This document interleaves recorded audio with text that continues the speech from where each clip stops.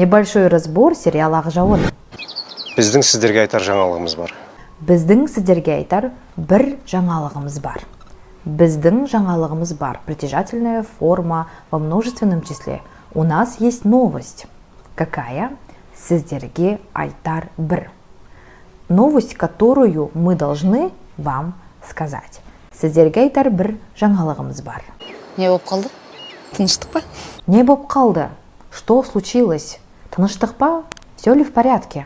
Қысқасы, Короче, от слова қысқа, короткий. Айтшы, қалай болса да. Айтшы, қалай болса да.